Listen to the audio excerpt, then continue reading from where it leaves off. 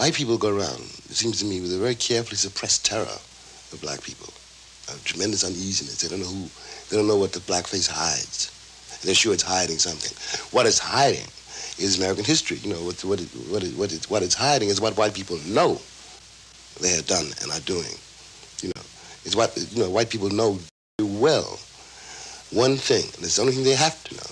If they know this, everything else I say is a lie. They know they would not like to be black here. They know that. Now they know that, and they're telling me lies. They're telling me and my children nothing but lies.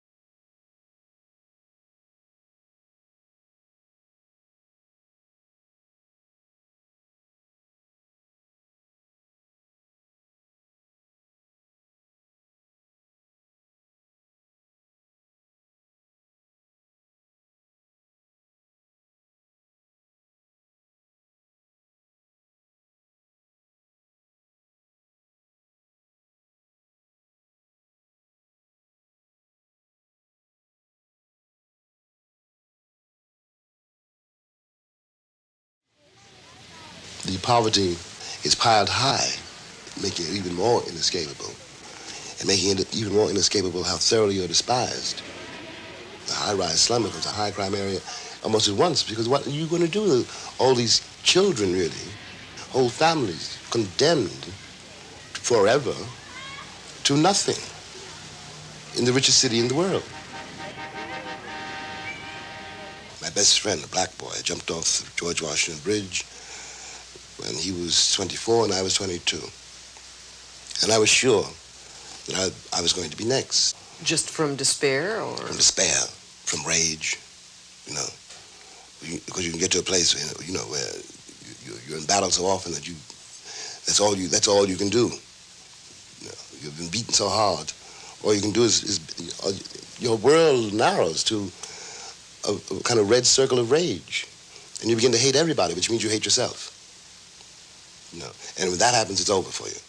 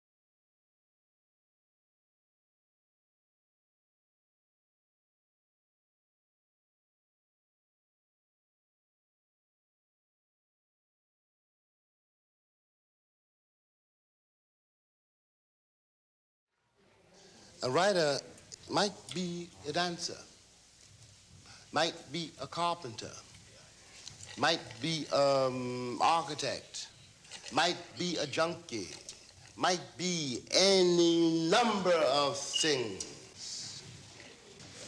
You think there's still a chance for today's black writer? There never was a chance for a black writer. Come, what's your name? Jeffrey. Listen, a writer, black or white, doesn't have much of a chance, right? Nobody wants a writer until he's dead. But to answer your real question, there's a greater chance for the black writer today than there ever has been.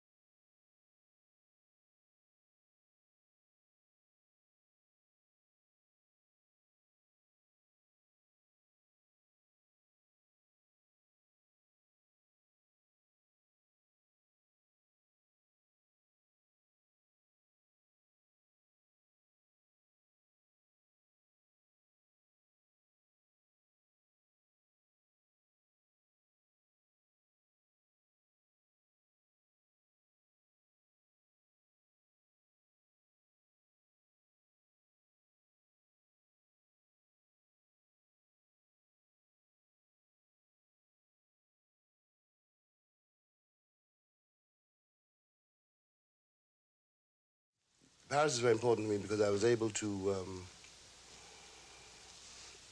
I was able to take a deep breath, and I was able, this may sound a very corny way to put it, but I wanted to find out where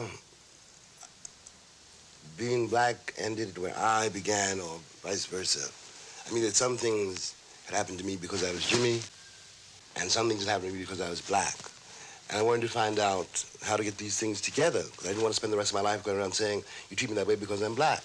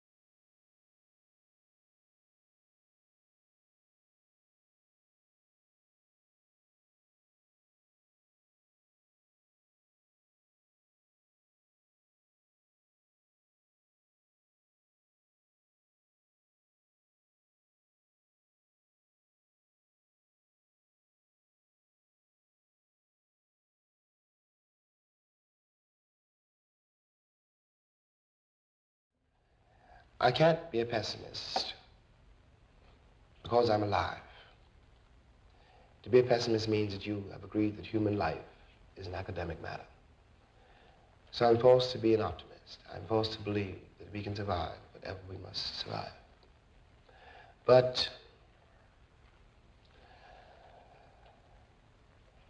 the Negro in this country, the future of the Negro in this country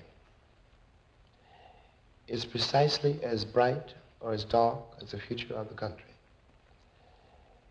It is entirely up to the American people and our representatives. It is entirely up to the American people whether or not they're going to face and deal with and embrace this stranger whom they maligned so long.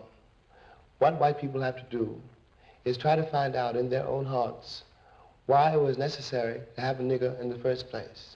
Because I'm not a nigger. I'm a man. But if you think I'm a nigger, it means you need him. The question you've got to ask yourself, the white population of this country has got to ask itself, North and South, because it's one country, and for a Negro, there is no difference in the North and the South. There's just a difference in the way they castrate you. But the fact of the castration is the American fact. If I'm not the nigger here, and you invented him, you, the white people, invented him, then you got to find out why.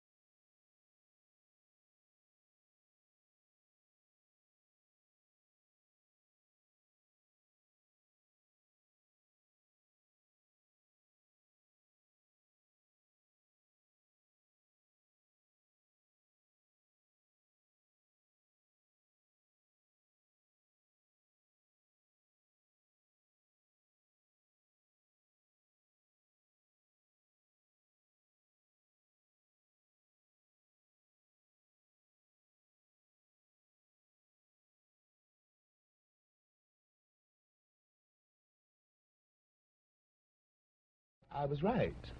That's part of the dilemma of being an American Negro, that one is a little bit colored and a little bit white. And not only in physical terms, but in the head and in the heart. And there are days, this is one of them, when you wonder what your role is in this country and what your future is in it. How precisely you're going to reconcile yourself to your situation here, and how you're going to communicate to the vast, heedless, unthinking, cruel white majority that you are here. I'm terrified at the moral apathy, the death of the heart, which is happening in my country. These people have deluded themselves for so long that they really don't think I'm human. I base this on their conduct, not on what they say. And this means that they have become, in themselves, moral monsters. Well, Jim, I can see... It's a terrible indictment. Yes. I mean every word I say. It was a great shock to me. I want to say this on the air. The Attorney General did not know. You mean the Attorney General of the United States? Mr. Robert Kennedy. Didn't know that I would have trouble convincing my nephew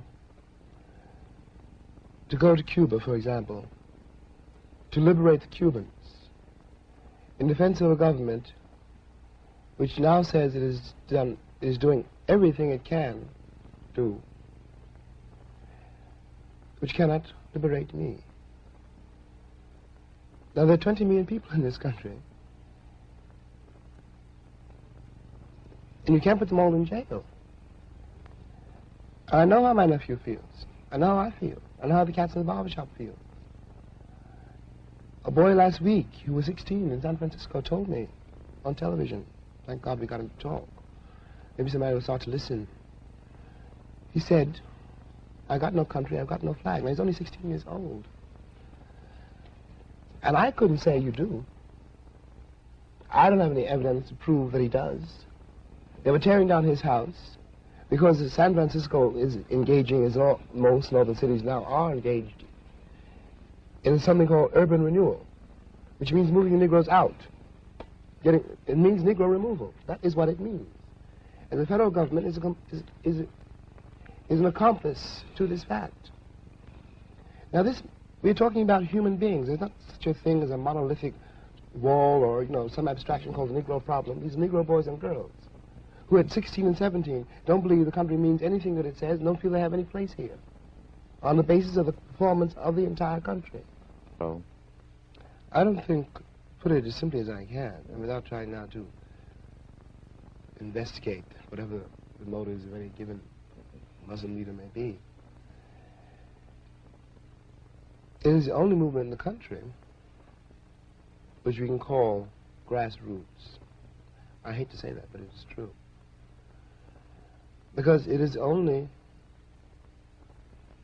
when Malcolm talks, or one of the Muslim ministers talk, they articulate for all the Negro people who hear them, who listen to them, they articulate their suffering.